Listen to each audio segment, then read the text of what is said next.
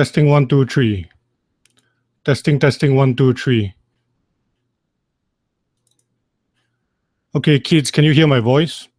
If you can hear my voice and if you can see this blue color screen, I need you to type a response for me in the chat Tango box.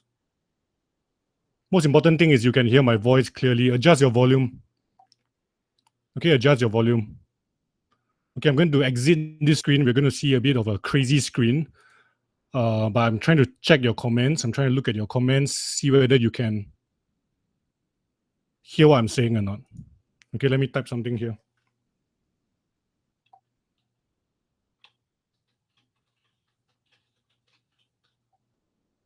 You can hear me type, yes, I can hear you, Mr. Jerry. Okay, you should be playing right now. You should be fine. Okay, great. Thanks, Audrey.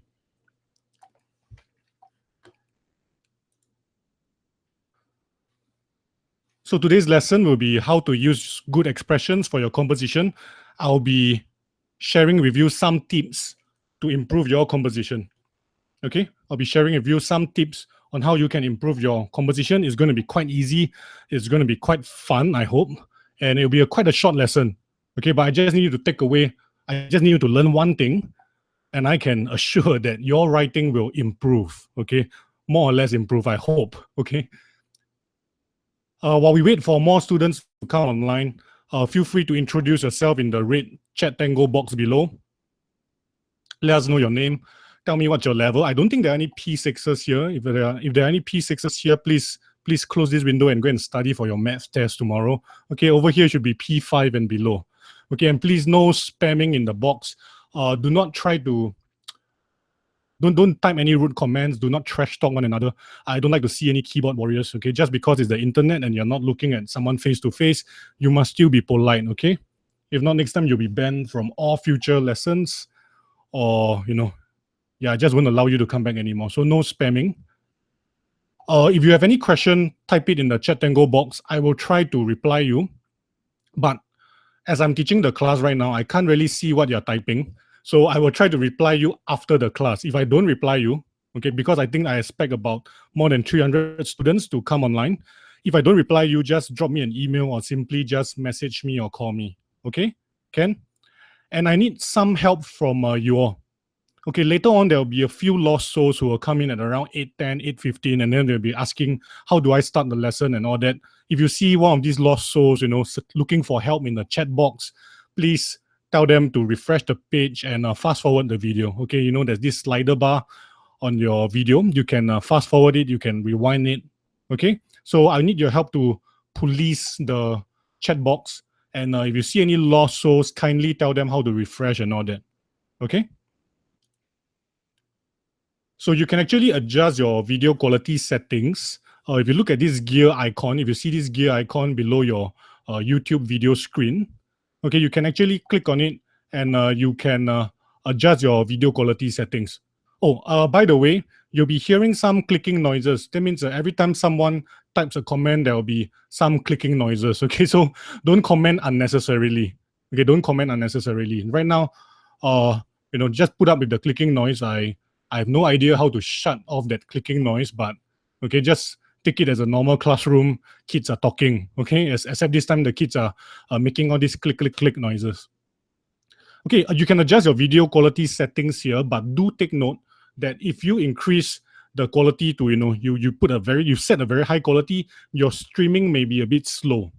Okay, in fact, as you're watching this right now, you're probably experiencing a few seconds or, 1 or 2 minutes lag. Okay, a few seconds lag or 1 or 2 minutes lag, depending on your internet connection. Okay, so if you can see this screen just fine, then don't need to touch this gear icon. Okay, don't need to adjust your video quality settings. Oh, one thing before I introduce myself, I would like to find out when are your SA2 exams. All right, all you P5 students, when are your compo exams?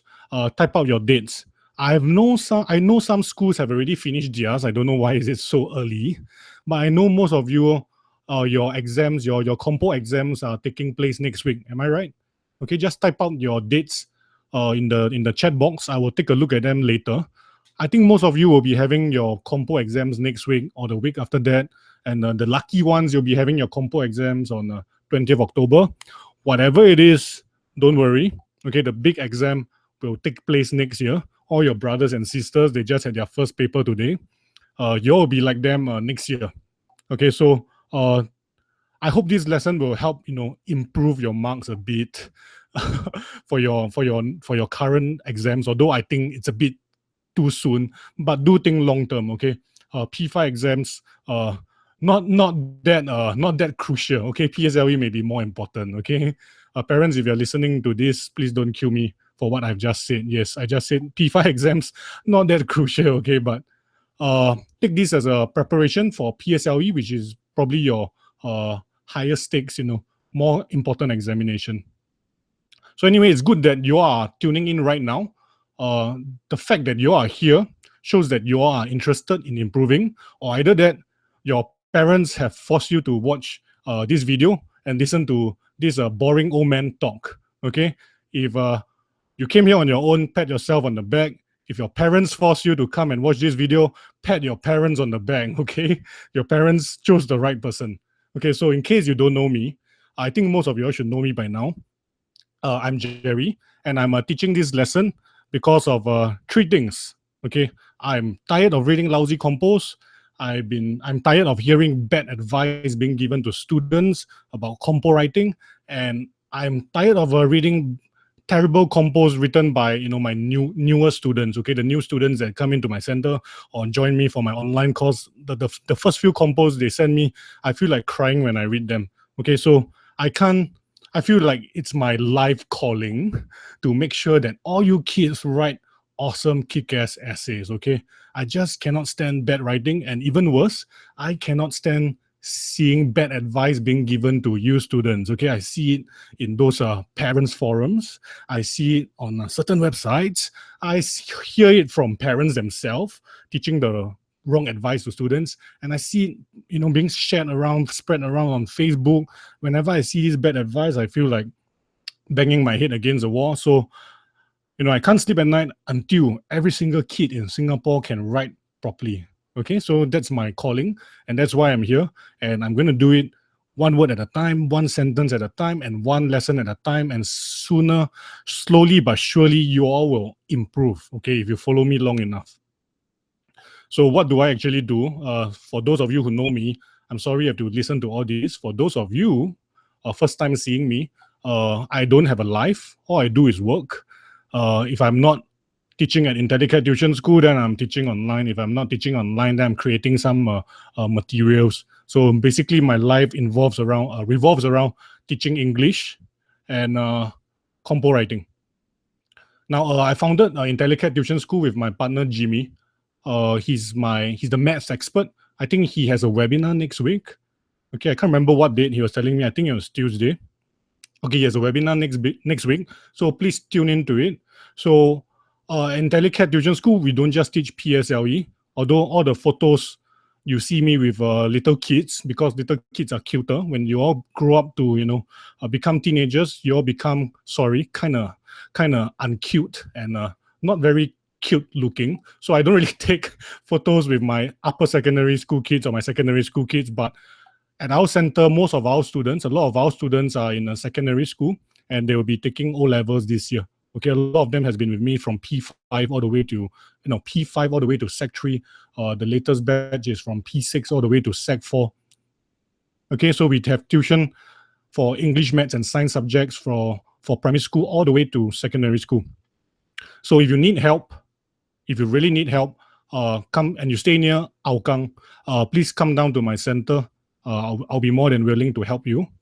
But do take note, for you P5 students, there are only 3 spaces left for my English class, and I won't be opening anymore. Okay, so if you see this yellow link, sorry for the advertising, okay? But if you see the yellow link below this video, it will take you to a page where it shows you my creative writing schedule. Okay, some of the more popular classes like Sunday and Saturday is totally full already. So after this lesson, if you like the way I teach, if you like my concepts, if you find my lessons useful, and if you really want to improve and you really need help, and you stay near Hougang, go and sign up straight away. Only 3 spaces left. Parents listening, please take note of that. If you stay too far, okay, I have a lot of students who stay very far from Jurong East all the way to the East Coast, places where I don't go if I don't have to. Okay, you can still learn with me online. Okay, so there are about students learning online at writingsamurai.com. Okay, so this site is owned solely by me, and I provide creative writing courses for you to learn with me online. So it's basically like my live classes without all the jokes, the rowdiness, and the inappropriate remarks by other students. Okay, so if you like peace and quiet, you can't stand noisy students, learn at home. Okay, if you think learning at home is very lonely, you want to talk, play, make friends with other people, come to my center. Both has its pros and cons. Some of my students prefer going online, some prefer coming to the center. Up to you. Okay, after this, you can choose yourself. Here are pictures of some of my students. I think most of them are taking, okay, these 2 groups are taking PSLE this year.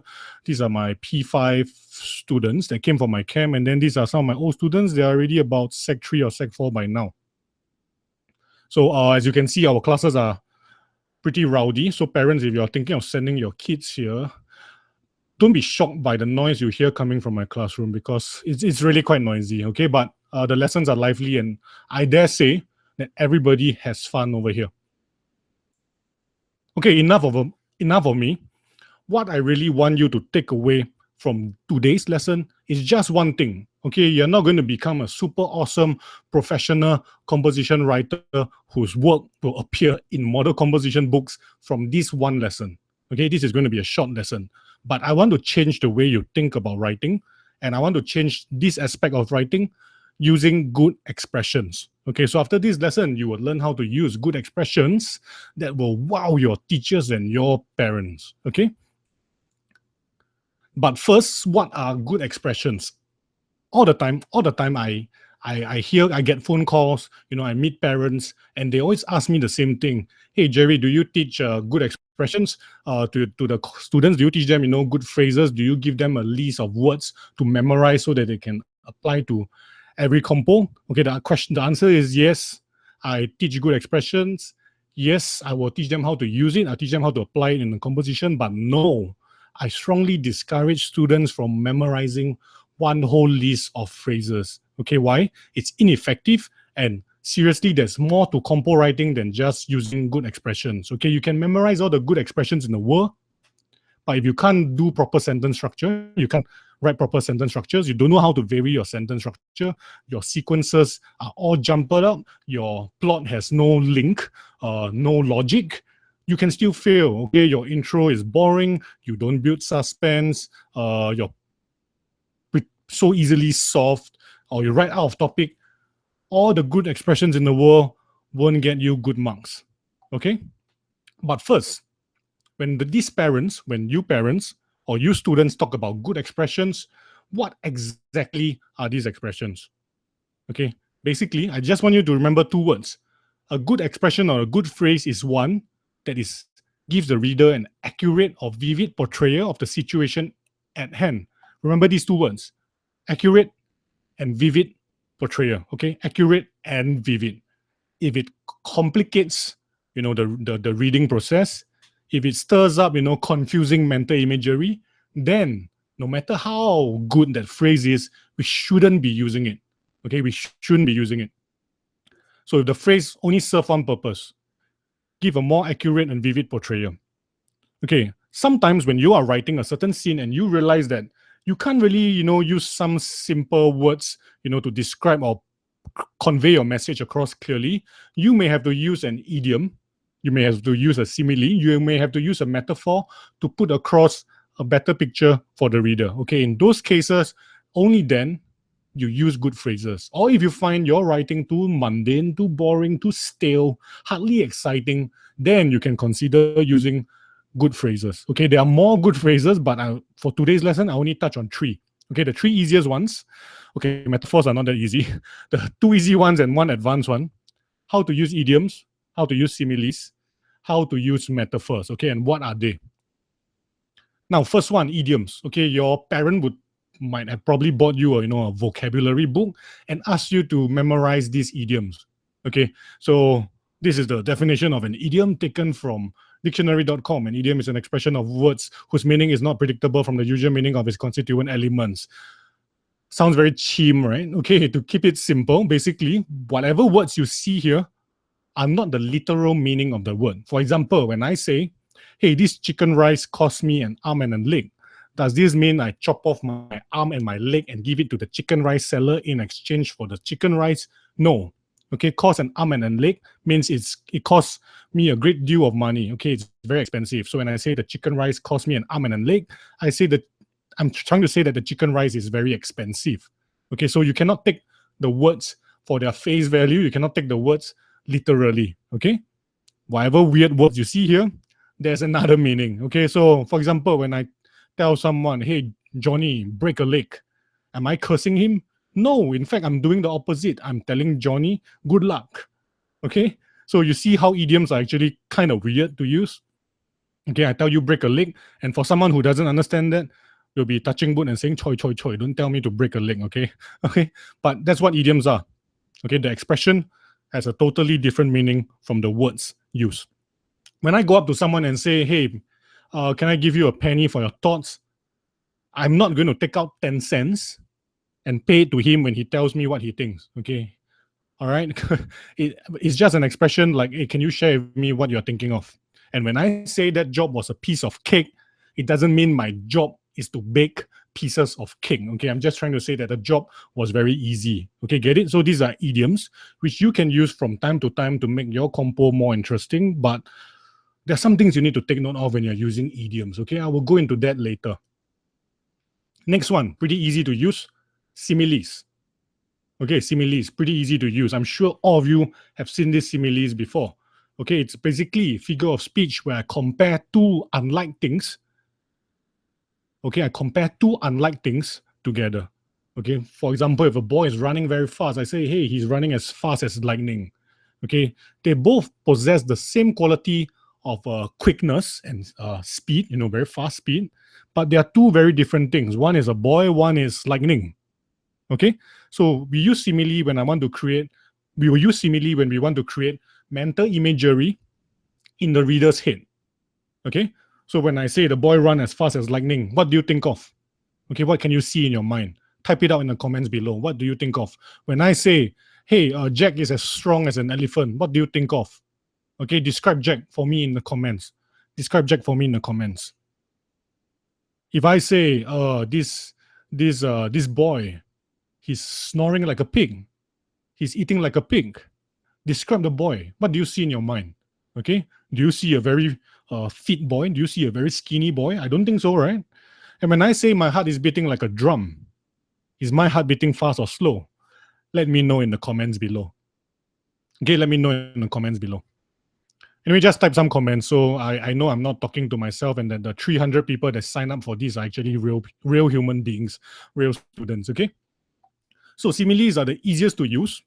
And it usually comes with words like or as something as, okay? So whenever you see the words like or as something as, and then you're comparing two different things with a similar quality, it is a simile, okay? They're the easiest so-called good phrase to use, okay? And I would strongly encourage you to use this because it's so simple. You don't need to, use so much memory work, and you can actually come up with your own similes. Next one, metaphors. Metaphors are like similes, okay? They're like similes without these words, okay? Listen carefully. Metaphors are like similes without like or as something as. Metaphors are like similes without the words like or as something as. And because we remove away the words as something as or like, it is more flexible, okay? We can use it in lots of variation and lots of concoctions for metaphors. Whereas similes, we are restricted to a certain phrasal structure or sentence structure, okay? So instead of saying he was an angry bull, I just say instead of saying he was as angry as a bull, I say, for metaphor, I just say, he was an angry bull. That's it. I don't even use the word he was like an angry bull, okay? The moment I throw in the word like, it's a simile. Because I remove away these so-called mandatory phrases for simile, metaphors can have lots of variations. I can use phrases like this, a whirlwind of emotions. What does that mean? It means what? You are feeling lots of different kinds of emotions. And the mental imagery that is being created in your head right now is what? What do you see in your mind? A whirlwind, right? A whirlwind maybe surrounding your character. So your character is feeling happy, sad, depressed, excited, and fearful all at the same time. Okay? When I say, hey, Madam Lim has a heart of gold, what do I mean by that? Okay, mental imagery that I create, you see this woman with a chair, her chest is a glowing like gold like that, okay, because her heart is golden, okay. Does this mean her heart is made of gold? Of course not. Okay, I'm just trying to say she's very kind, she's very compassionate, she's very generous, lots of good things associated with this metaphor. When I say the baby's laughter was like music to my ears, does it mean that the baby is singing like Taylor Swift? No, I don't mean that. Okay, basically means the baby's laughter sounds so soothing, sounds so nice. When I listen to it, my spirits are lifted. Okay, so you see, sometimes I want to exaggerate. I want to explain more complex scenes like whirlwind of emotions. I can use metaphors or similes to convey the message across to the reader in a better way. Okay, so this is what good expressions are used for. There are more expressions like personification and a few more. Okay, I can't remember right now, but these three are the most commonly used ones, and these are the ones, if you can focus and master these few, you are probably on the right track. Okay, you'll probably be scoring very well.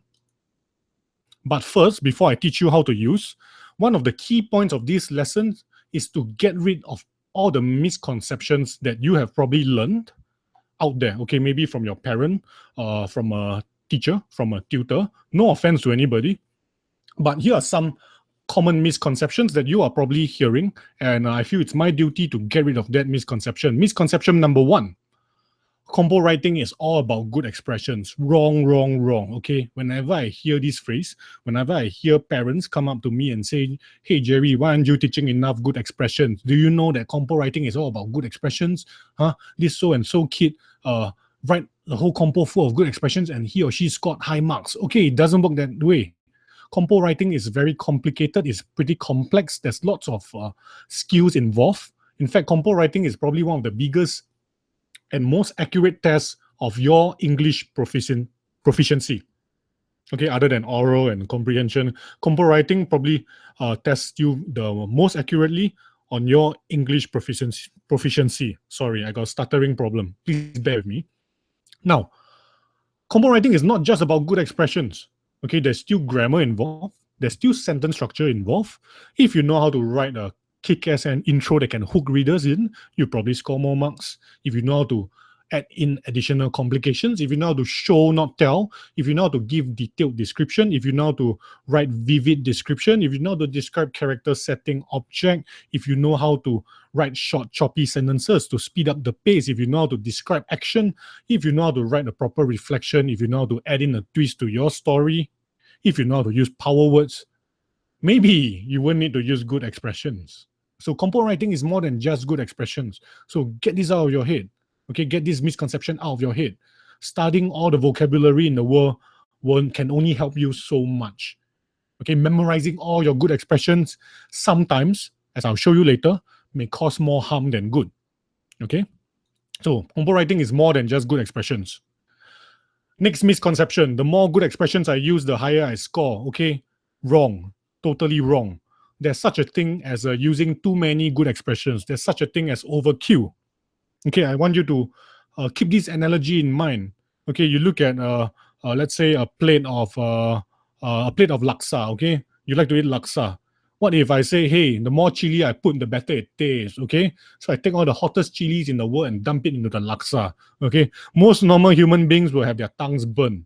Okay, I go up to I look at a cup of coffee and I say, hey, the more sugar it is, the better it tastes. Okay, I empty lots of sugar into the coffee, and then when I let someone drink, they spit it out, they say it's too sweet. Okay, I said, hey, salt is good. I add in lots of salt into your, vegetable rice or whatever you're eating. I smother it with salt. It doesn't taste good. Same thing for writing. Same thing for writing. If you use too many good expressions, if every sentence you are throwing in an idiom, every sentence you're using a metaphor, almost every single sentence, the whole compo is just good expression after idiom, after metaphor, after simile. It's just going to confuse the reader. I'll show you why again later. I should memorize good expressions and use them during conversations. Totally wrong. Okay? There is no correlation between the number of good phrases you memorize and your conversation marks. Okay, it's more complicated than that. As I mentioned earlier, you still got to take into account sentence structure, right choice of words. So memorizing good expression is actually very ineffective. Okay, there are simpler ways to do it. Okay, there are simpler ways to do it, and I will show you how. Okay, I will show you how. So all these are wrong, all these misconceptions, get it out of your head. Whenever I hear this misconception, and parents call me, come to my center, and they say these kind of things, they can't see it, but actually deep down inside, I'm giving my Jackie Chan face. I'm pulling my hair. So can we promise to stop this madness once and for all? Okay, you can show this video to your parents, for those of you whose parents press the play button and gone off to do their housework and ask you, hey boy, listen to Mr. Jerry teach this free lesson. Show them this face, okay? Whenever they ask you to memorize good phrases, you can show them this face, okay? Show them the Jackie Chan face. Sorry, Jackie Chan, don't mean to ruin your reputation. But jokes aside, anyway, how to use good expression. So this lesson, I just want you to remember these three things, okay? Remember these three things. You want to use good expression? Very simple. Number one, understand the meaning.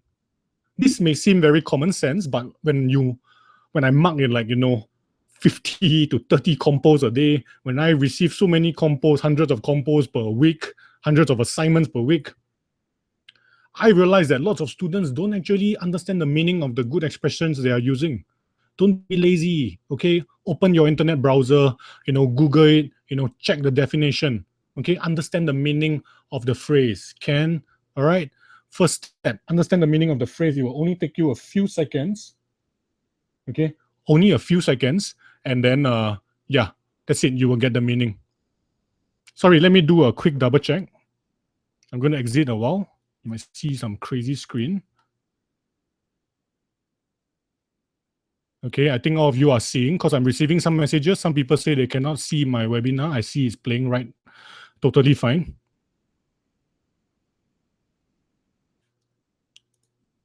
Okay, so anyway, sorry, back. Let me just turn off my phone. So once you understand the meaning, the next key thing that you need to understand is the context. Okay, a good expression has to be used in the right context. Don't be scared by this big word context. Whenever you hear the word context, think situation. Okay, the good expression must be used in the right situation. Okay, and next thing, okay, step number 3, you want to create the right mental imagery for your reader. If you create the wrong mental imagery, no matter what good expression you use, you will just confuse the reader and your marks will be deducted because it's inappropriate. Okay, so consider these two things. Get this into your head right now. English language is all about the context. Take into the account the context or situation before you use the good expression. Take that into your account, okay? You must consider the situation and ask yourself, is it appropriate to use this idiom? Is it appropriate to use this metaphor? Is it appropriate to use this simile right here, okay? Understand the context. What makes English so complex? It's not like maths or science.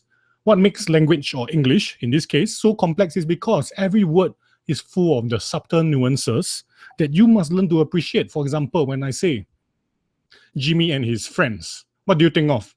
Okay, pretty normal, right? Jimmy and a bunch of friends. If I say Jimmy and his gang, what do you think of? The word gang. When I use the word gang, what do you think of?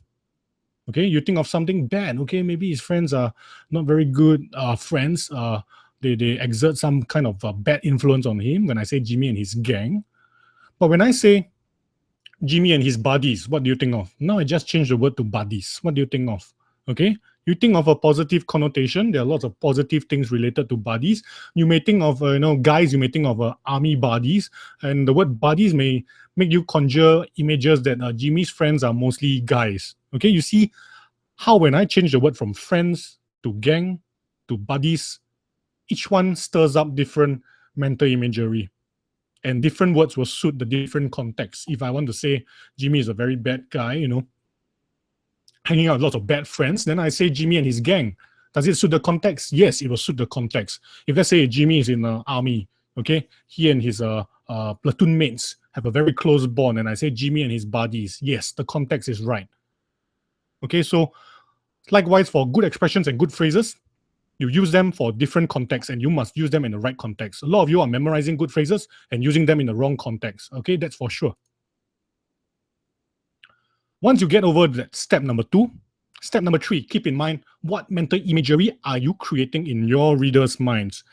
You want to write well, there's only one thing. Create the appropriate mental imagery. Create strong mental imagery. Let the reader see, hear, taste, feel, touch, smell, whatever you are writing. Okay?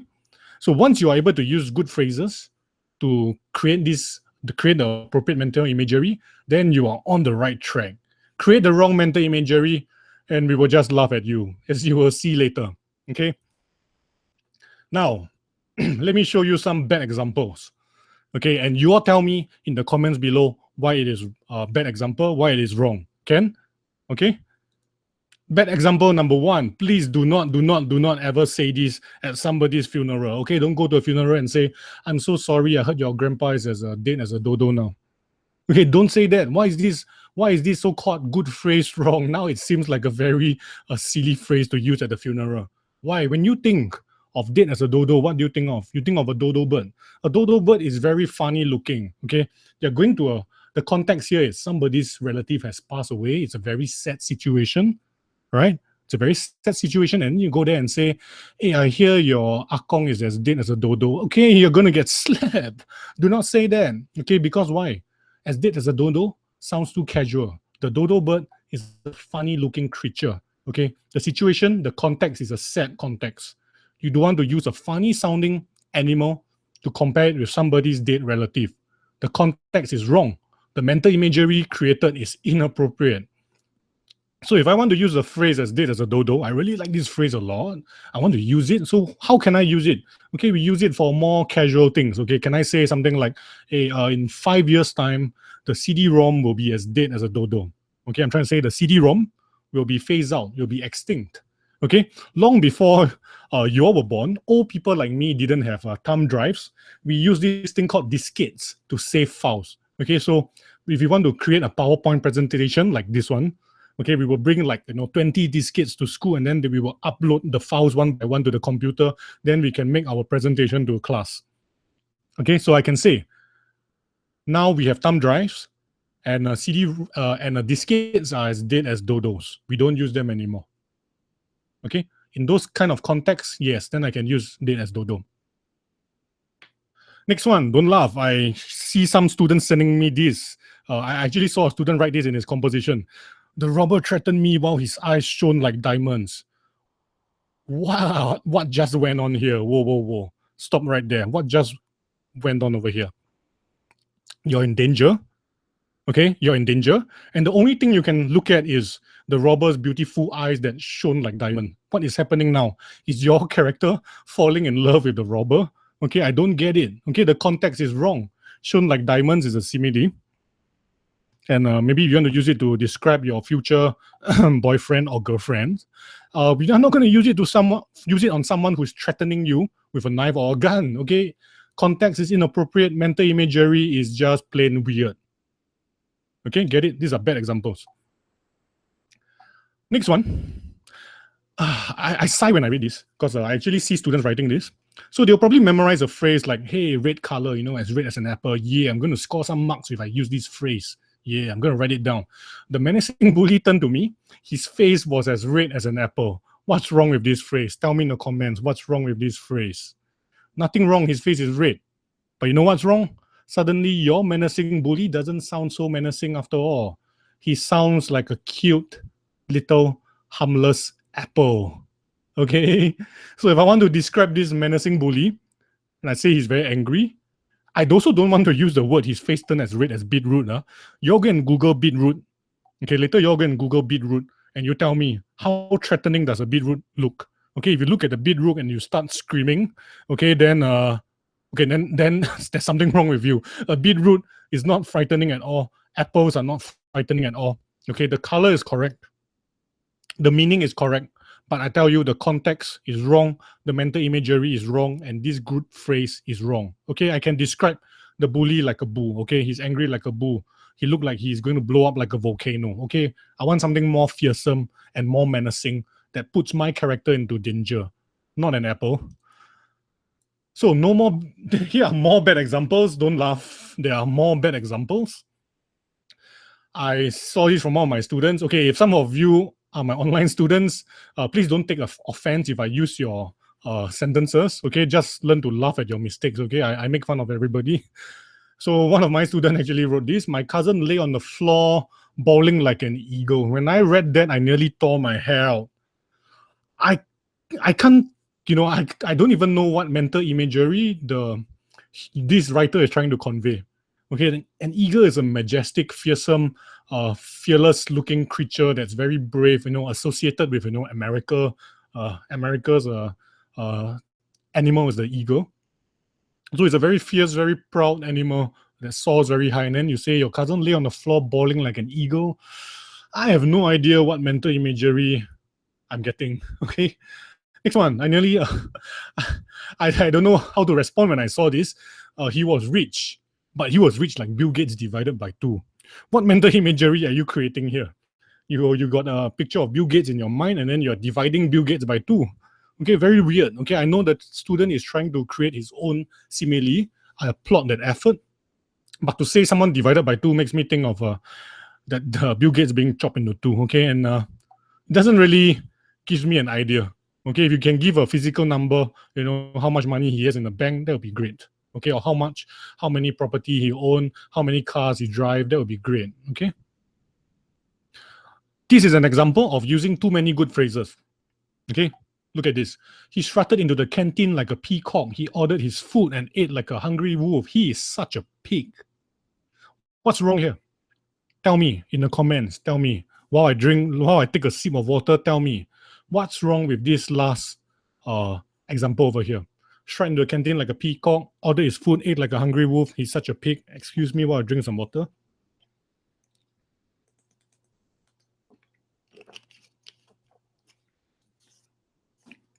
I tell you what's wrong. There's too many confusing mental imagery being created. First mental image you see is what? This guy walking into the canteen, with lots of swagger, swinging his arms around, so swag, like a peacock, showing off. And then after that, he ordered his food and he ate like a hungry wolf. Then suddenly from a peacock, he became a wolf. So, okay, he transformed into the wolf and he's eating.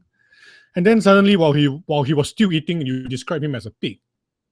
So you just threw 3 different images of animals into my head on one character. So is your character a peacock, a wolf, or a pig? I have no idea, man. Okay, I have totally no idea what mental imagery are you trying to focus on. Okay, this is a case of using too many good phrases won't score you marks, and in fact will create conflicting, confusing mental imagery. Get it? And it gets worse when the context is wrong. Okay, the student will write something like this. I receive this a lot. The character is taking part in some contest. He's running as fast as he can, and right in the middle of the contest, right in the middle of the race, he felt butterflies in his stomach. Context is not really appropriate. You would feel butterflies in your stomach. You would feel butterflies in your stomach when you are, before the race, before the contest, when you are getting nervous, then you will feel butterflies in your stomach. But when the action is taking place right now, you are dribbling the soccer ball right now, you are returning the shuttlecock right now, you are running your 800-meter race right now, what you are feeling is the pure excitement and adrenaline rush of competition. You don't feel butterflies in your stomach. You only feel it before the competition. Okay, get it? So for those of my online students who are tuning into this, I don't want to see this mistake anymore. Okay? Next one. I was on cloud 9 and I was over the moon. A student wrote this. Okay, I won a prize, I won a trophy. I was on cloud 9 and I was over the moon. Okay, the student thinks that by putting 2 good phrases, he or she will score more marks. This is wrong as well. Why? Tell me in the comments below, why can I not put cloud 9 over the moon on one sentence? You know why? Because this is redundant. Okay, I can cancel out one phrase Okay, I can cancel out over the moon, and I will still mean the same thing. I can cancel out cloud9, and I will still mean the same thing. Get it? Do not repeat yourself. Okay, if your good expression or your good phrase has the same meaning as the previous one, then don't use it. Okay, just use one would do. Don't need to complicate things. Okay, keep it simple. Next one also. Another example, very common mistake of students not considering the context of the situation. When it was my turn to go on stage, chills went down my spine. Okay, a better word will be shivers. But I sometimes don't really agree with this good phrase, because chill went down your spine is more suitable for spooky situation. Okay, you're entering a haunted house. Okay, you're in a very spooky setting. You think there might be some, creepy crawlies, ghosts, dangerous people hanging around. Then chills will go down your spine. When you are going on stage, it's a different kind of fear. Okay, it's a different kind of fear. It's the fear of embarrassment. It's the fear of failure. It's the fear of public speaking. It's not the fear of ghosts, witches, or evil people. Okay, you're not in a spooky setting. You're on a stage in front of many people. So chills go down your spine. I wouldn't agree with this expression over here. Okay, so keep this in mind. How to use good phrases? I want to drill this into your head. If you're at home, read it out along with me. Number one, understand the meaning.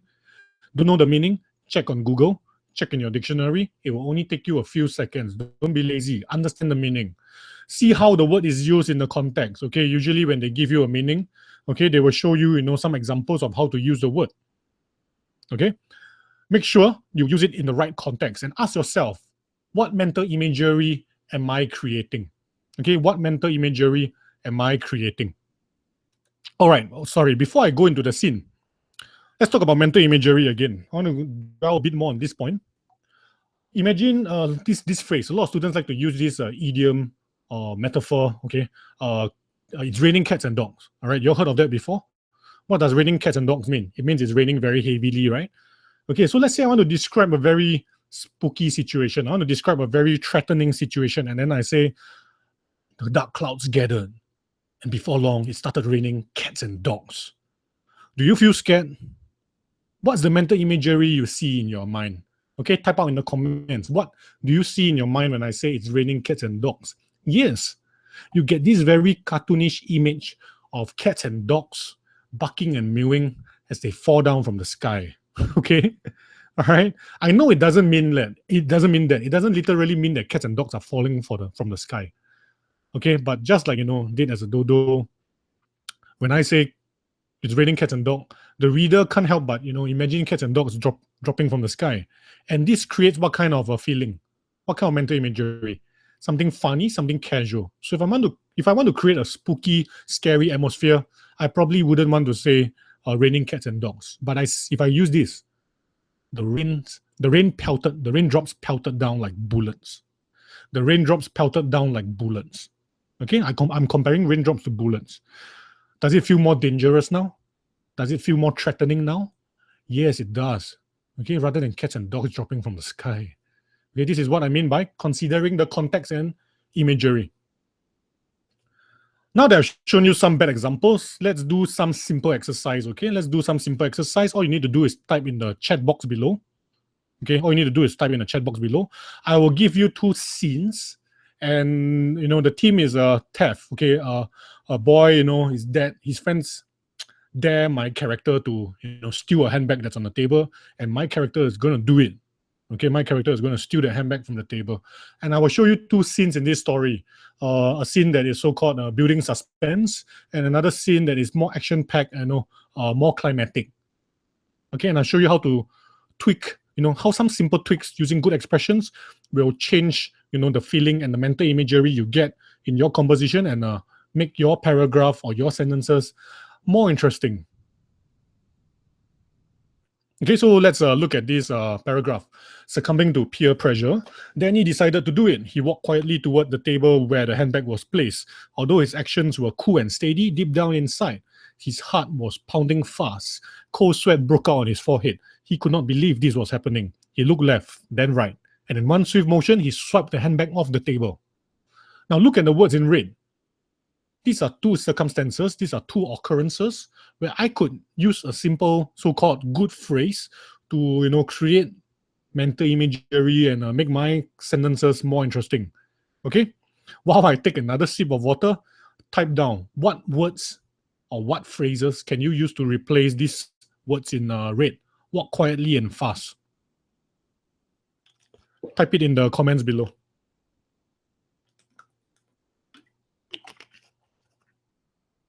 Okay, got it? Great. I can just substitute it with two similes. Instead of saying he walked quietly, I say he drifted like a ghost towards the table. I'm not trying to create spooky imagery here, but when I say drifted like a ghost, I'm trying to give you the feeling that Danny was so stealthy and so invisible that nobody saw him, nobody noticed him. Okay, there was no sound at all. He just drifted towards the table like a ghost. Okay? And then instead of saying his heart was pounding very fast, I say his heart was pounding like a sledgehammer. Think about it, sledgehammer. It beats hard, it beats fast. Okay, you can imagine a sledgehammer pounding against his rib cage. Bum, bum, bum. Okay, and now, just by tweaking these two phrases, your composition, reads better, and maybe, hopefully, your teacher will give you a tick here, and give you more marks. Okay, and I want you to look at this paragraph here. These two paragraphs here. Tell me what's the hardest word you see. Type it out below. What's the hardest word you see in these two paragraphs? Okay, probably the hardest word is a sledgehammer or maybe succumbing because there's lots of letters. Okay, so my point is this. A good phrase doesn't have to be complicated. You don't have to memorize this. Okay, you don't have to memorize these phrases. All you need to do is just compare two situations. Sorry. All you need to do is just compare two actions, okay, with something else, with a ghost and with a sledgehammer, with another object, with another similar object. Okay? Just try to find similarities between two different things. That's it. Okay, next one. Let's say I fast forward to the climax. Danny got caught. A security guard saw him taking the handbag, and then the security guard is running after him. And then this is how I write it. Danny ran very fast. The security guard chased him. He pushed his way past bystanders, leapt over shopping carts, and ran in a zigzag manner. Stop right there, the security guard yelled. Danny paid no heed and continued running. The exit was getting nearer. He could see it right before him. He just needed to get out of here. It's in red again. Look at the words in red again. Can I make this, can I replace these words with a simile? Can I replace these words with a metaphor? Can I replace these words with an idiom? I think using similes or metaphors will be easier in this case. So do type it out in the comments. I will take another sip of water. I'm really having a sore throat here. Okay, type it out in the comments. How can you replace these words? Very fast. Substitute with what? Chased him. Substitute with what? Push his way past bystanders. Can I substitute with something else?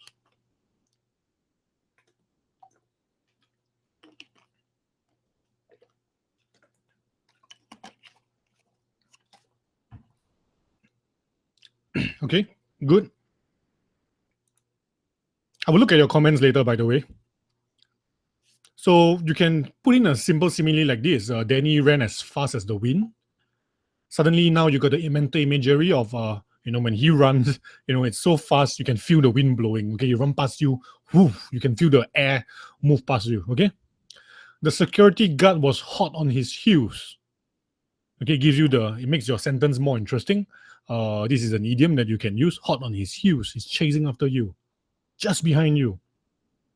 And instead of saying he pushed his way past bystanders, I say he bulldozed through the bystanders. What mental imagery do you get? Okay, is he dodging the bystanders? No, he just run through them. Okay, maybe Danny is a big guy.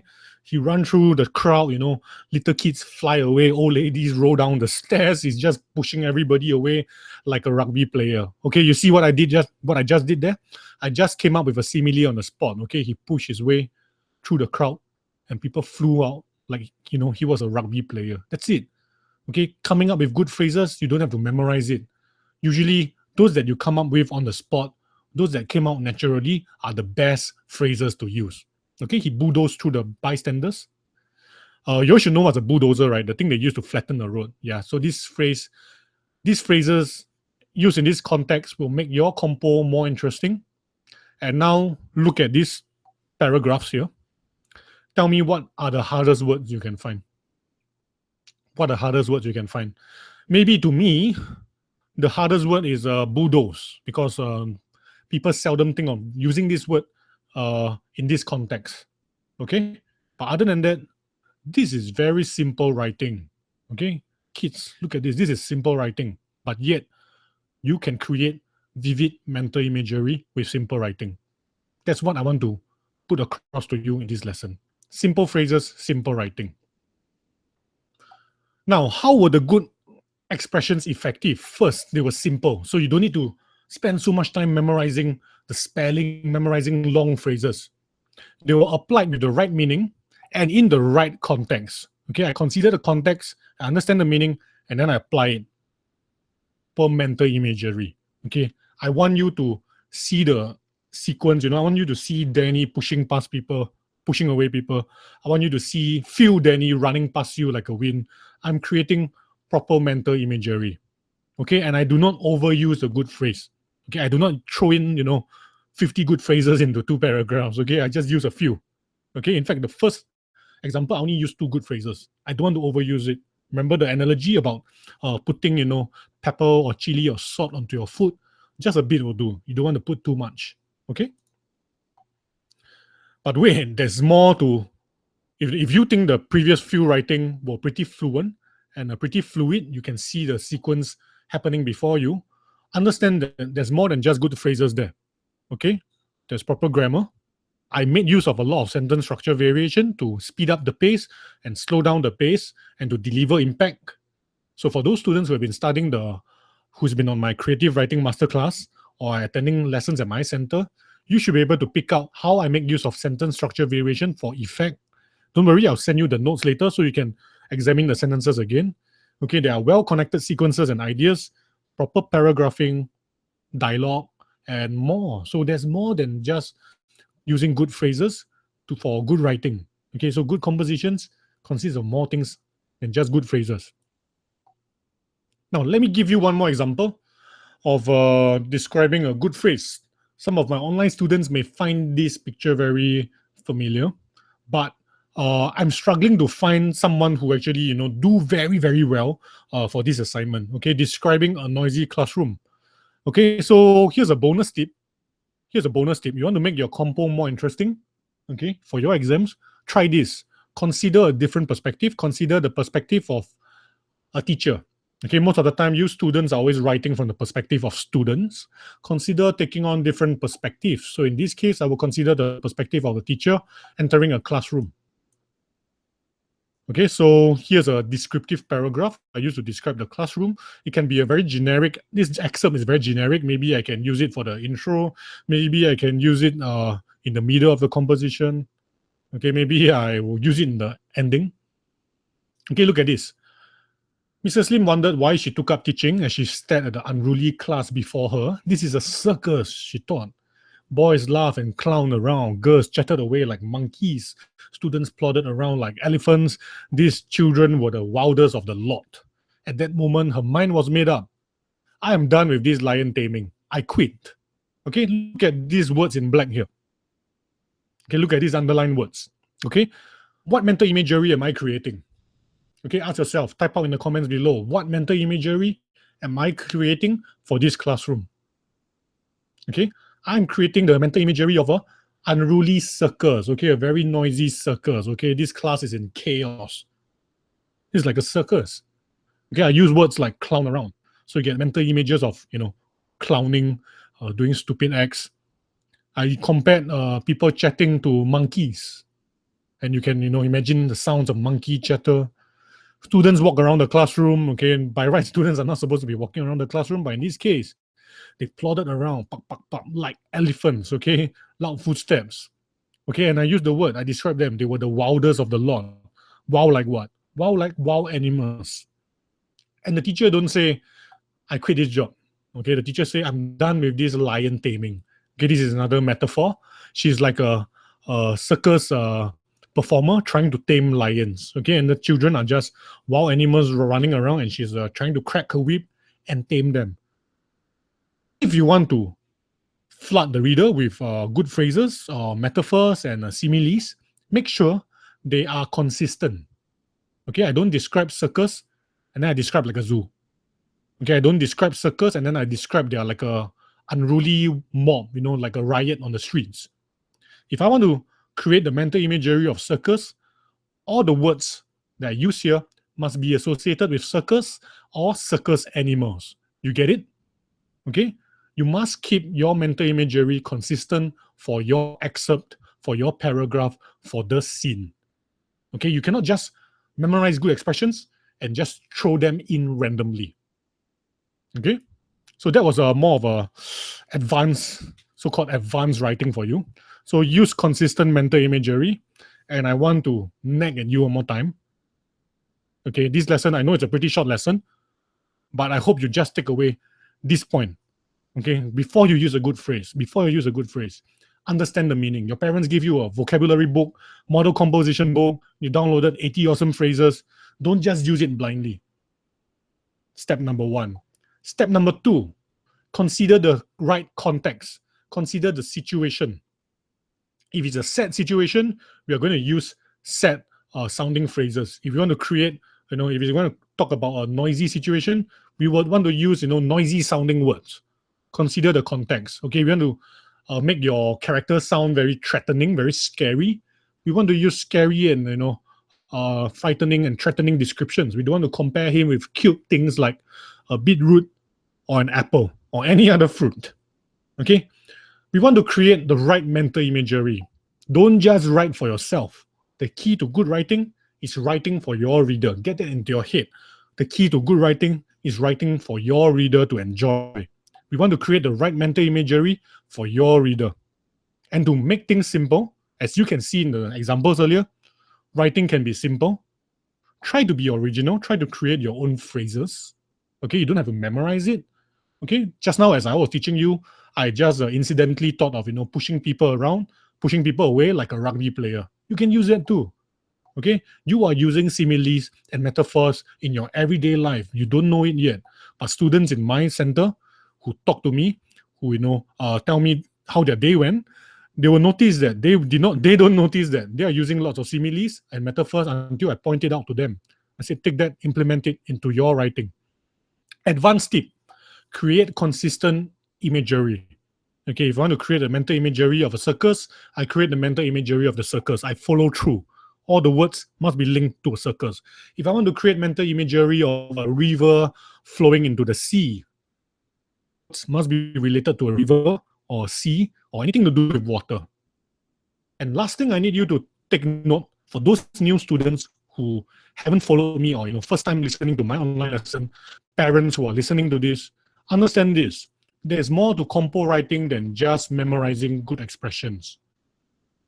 So if you have any questions, please type it out in the chat tango box. Please drop me a message. Please email it to me. I will do my best to reply to you. Okay? I will do my best to reply you. I'd like to just,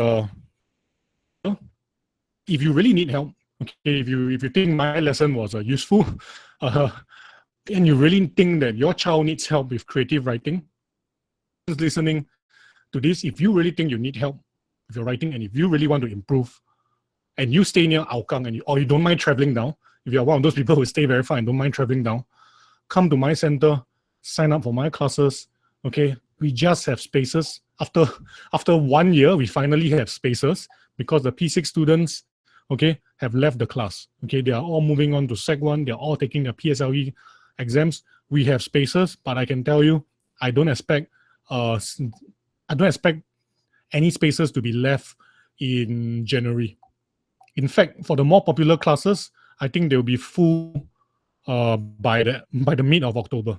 Okay, those weekend classes will be full in 1 or 2 weeks' time. Okay, so if your English is still, you are underperforming in your English, you are failing, you're getting C, or you are B and you're trying to reach for A, or if you are one of those super ambitious people who are getting A and want to reach A star, if your composition, you're scoring low 20s, please come and find me. Let me help you. Okay, the average composition marks for my students range from 29 to 31. The really good students, they can go to 34. And recently I had one student, he came and tell me that he got 39 upon 40. Okay, I haven't checked his compo, but that's what he told me. He got 39 upon 40. The next highest one I hear is 37. Okay, so it's possible. And I dare say all these students who are scoring 39 to 31, or those students who are scoring 34, those that are scoring 37, and the one that was scoring 39, before that, they were scoring 20. Okay, they're scoring low 20s. Okay, they were scoring, some of them even failed. Okay, one of my students jumped from fail to 34. Okay, it is possible. One of my students from fail jumped to 34, and his compo got chosen by the school to be put into a model composition book. It's that simple. Okay, true enough, I wish their grammar was better. You know, their writing is still not up to my standard. My standard is pretty high, but the school see their writing and they think that they deserve to score 34. So I don't just teach you good expressions. I will teach you how to hook the reader in with an introduction, a very kick-ass introduction. Just by learning that within the first month, you would probably see your marks improve by a bit.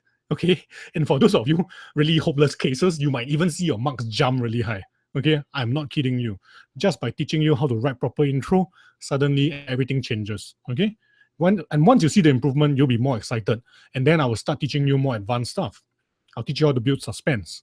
I'll teach you how to describe the climax. I'll teach you how to describe anything in fact. Okay, I'll teach you how to tackle difficult topics like making a friend, a surprise. Okay, I'll teach you all these difficult topics that probably is going to come out for PSLE next year. Okay, those topics without problem or conflict. I'll teach you all of that. I'll teach you how to vary your sentence structure. I'll teach you how to make use of power words. Okay, that's even better than good phrases, I tell you. Just by learning sentence structure and power words, you're on your way to scoring 34 and above. Okay, once you can master those two super advanced techniques, you'll be doing really well. Okay, I will concentrate. I'll teach you how to come up with an interesting plot. I'll teach you how to throw in a twist. I'll teach you how to brainstorm for creative ideas. And on top of that, you will get to interact with all these other fun and wacky students at my center. So if you need help, call me at this number. Mr. Jimmy, my partner Jimmy, will pick up. Email me here. Jimmy will answer you. And we'll try to slot you in for the right time, if there's still space. Saturday class is totally full. I'm opening one last class. If you look at the schedule, it's updated. And that's it. I won't be opening any more classes. One last weekend class on Saturday, 2:30 to 4 p.m. And it will be open on 18th of November, if I remember correctly. Okay, just follow the date that's on the page. Okay, one last class on the weekend. That's it. No more Sunday class, no more Saturday classes. If you stay too far, I would encourage you to try my creative writing masterclass. This is on the website called Writing Samurai. And over there, you get 30 days free trial. Okay, you get to go through all the lessons. There will be new lessons released to you every 7 days. Okay, and then you will be given lots of writing assignments to do. This is exactly, these assignments are the same as the assignments I give to my live students. Okay, if it works for them, it works for the online students as well. And in fact, one weird thing I'm noticing, that the online students are actually scoring much higher. Okay, there could be lots of factors involved. Doesn't mean that online is better, but it could mean that students online who learn online are actually more disciplined in the first place. That's why they are seeing better results. Okay, so if you're a very disciplined person, your parents are very busy or cannot travel too far, I'll encourage you to learn online. Try it out for 30 days free. Okay, first 30 days, you'll be free. The system will ask you to key in your credit card just to make sure that you're serious and not playing a fool. And then on the 31st day, $97 instead of $200, $97 will be charged to your credit card. Okay, this is non-refundable. Okay, reason being, I don't have time and we have to set a standard of how many days you can access it for free. Okay, the 30 days free, this free lesson, I think these are enough for you to make a decision on whether it works or not. Okay, so I make it clear again, I don't entertain refunds, but you are free to try it for 30 days. Okay, on the 31st day, payment will be charged. Okay, if you like it, stay on. If you don't like it, click cancel, okay? No questions asked. Online, the good thing about online is, firstly, it's not going to be as rowdy as my classes. My classes are pretty rowdy. So those students who have signed up for my classes, be mentally prepared. You're in for a rowdy class. Online, you can learn at your own pace. So anytime your schedule clashes with mine, okay, with online, you just need to turn on the computer, start watching the lessons, type out your compo to me, or write it out. Okay, type out and email it to me, or type it out, or sorry, write it out, scan, and email it to me, or take a good photo. Okay, I need a very clear photo, leave spacing in between so I can write comments. Okay, take a clear photo and email it to me, and I'll try to get back to you within 3 to 5 days. Okay, 3 to 4 days. I'll try to get back to you within 3 to 4 days. Okay, sometimes like, during PSLE periods or exam periods, I just I open my inbox and I just want to cry, okay? I might even take up to 5 days during those periods. So if it's nearing exam, I would encourage you to send in your assignment early, okay? To avoid the mad rush, okay? So if you stay too far, try the online version. And this due, this creative writing masterclass due, will end once 11 spaces are filled up. Okay, for this batch, I'm only taking 11. Okay, so if you really want help and you're ready to start right now, sign up for the creative writing masterclass. Again, any questions, let me know. Okay, just email me. Okay. Now, it may seem like a lot of things to digest, but I can tell you this: I've seen so many from failure to success cases that I believe that anything is possible if you bother to try, if you're brave enough to try. Okay, I want you to get rid of this mindset that you are a bad writer, you're bad in English, that writing is difficult, writing sucks, writing is boring.